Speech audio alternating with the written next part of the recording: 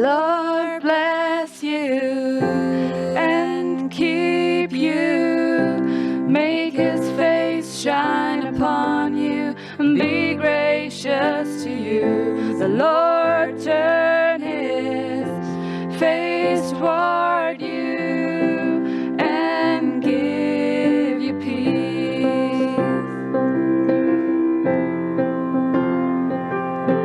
Amen.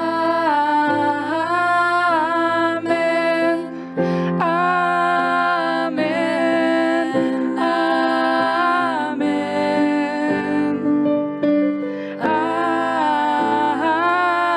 Amen. Amen. Amen. The word of the Lord. Dear congregation, when you came through the doors of the church today, you were greeted by a big sign that said, "Which body part represents your gift to this community?" And we gave you a few options: hands, ears, eyes, and mouth. And I know there are many other, but yeah. So I wonder, was it easy for you to decide? I for sure had a hard time with this assignment I thought of myself, because I realized for most things we do, of course we need more than actually one part of our body. And I think that's the whole point of the story that we just heard, that Paul tells us about the different body parts and how they represent the community of believers, the body of Christ. Paul plays with this metaphor and lets the body parts talk to each other. They have feelings and they try to assert their own interests. The foot wants to be a hand, the ear is jealous of the eye, but if everybody wants to be an eye, the body lacks all its essentials. For what good would it be to see something but then not be able to process it, right? Or if the eye sees something but has no arm or hand to react on what we see? How could we help somebody if we didn't have those other body parts? Or how would we know what is needed if we don't have the brain to connect everything? Memory, experience, and what is right in front of us. So I invite you, if you took one body part, to pick this card up again and to look at it and think of why you've chosen it. Perhaps, like for me, it was more an intuition. So perhaps now could be the moment. Why do you think you took this one? And I'm curious to see which body parts we have in the room. So perhaps if I show you mine, you show me yours?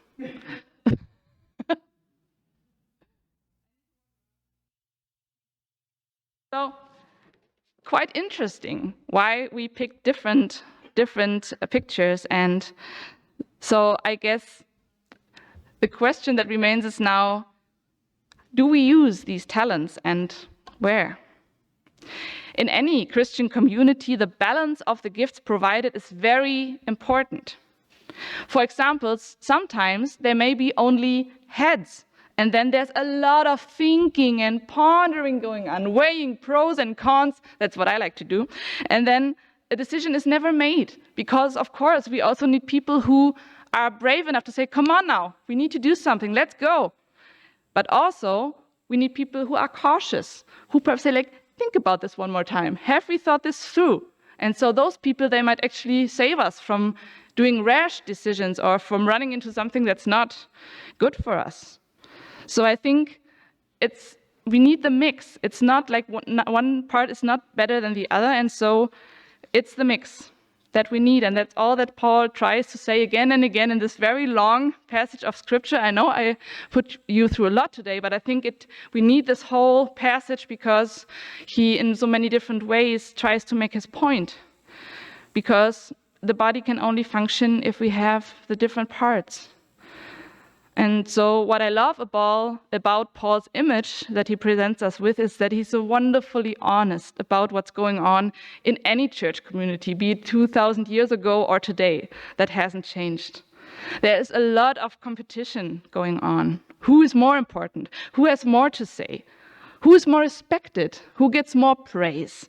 And then, I know it's not desirable, but it happens when we come together and try to build something as a community, whether it's a church or a sports club. So I think that's why Paul's mission in this whole paragraph is to say it over and over and over again. He just wants not to reach the heads, but the hearts of the people he's talking to. He says no part, no gift, no talent is more important than the other. We need everyone and everything that you can offer. And I agree, because we need each and every one of you sitting in this room today to build this church. And this is what this day is all about, that we celebrate each other and that we also acknowledge and cherish all the people that bring their gifts to the table, because without you, this church cannot exist. You are this church. It's not me standing in front of you guys and telling you something, it's you. You are this church and you keep it alive. So I think Iris plans to talk more on like who does what later, and like we go more into the specifics, but it's such a variety of talents and gifts that come here together, not only on a Sunday behind the scenes, but also during the week in our outreach programs, in our like web team. And like I can only start to forget people, so I will stop now. But it's just amazing and wonderful to see how plentiful the ministries are gathered in this community. Not to mention each and every small act of kindness that is shown between group meetings or events. So I have to say I'm really grateful standing now in front of you, because I know you. It's been 1 year, so I know most of you already, and I get to know new people also each week, so that's great. But I know what you are doing here, and I'm just grateful that you bring yourself in to your community with what you can give. Paul says at the end of his passage, the seemingly weaker members of the body are indispensable. And a little further, God put the body together in such a way that he gave more honor to the least member, so that there would not be a discord in the body, but that all the members would care for each other in harmony. And I think it's great that he mentions this, because sometimes, I don't know about you, but I'm like that. Sometimes I might think like, yeah, what do I have to offer really? Or is it good enough what I bring to the table? What is my part in all of this? And what this says is no. It doesn't matter. Size doesn't matter. Time, effort, it doesn't matter. It matters that it's there, and without it, the whole thing couldn't be. And in good old German, keiner ist hier ersetzbar. Wir brauchen euch alle.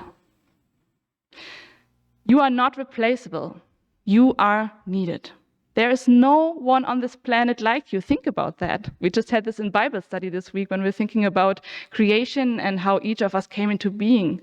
Billions of options. And then just the one hit and you are here. There's no one like you.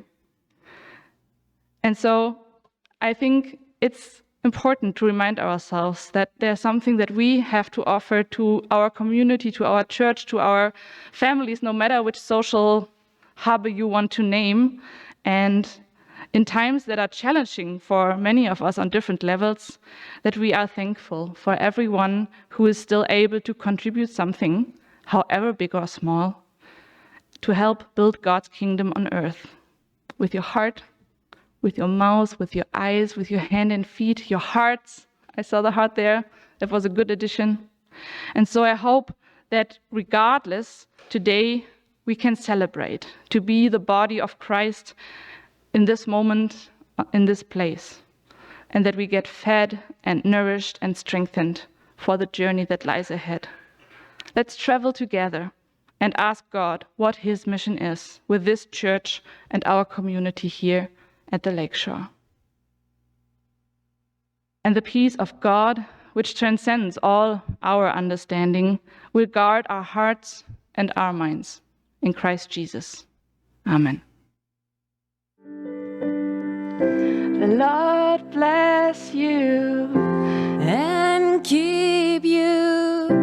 Make his face shine upon you and be gracious to you. The Lord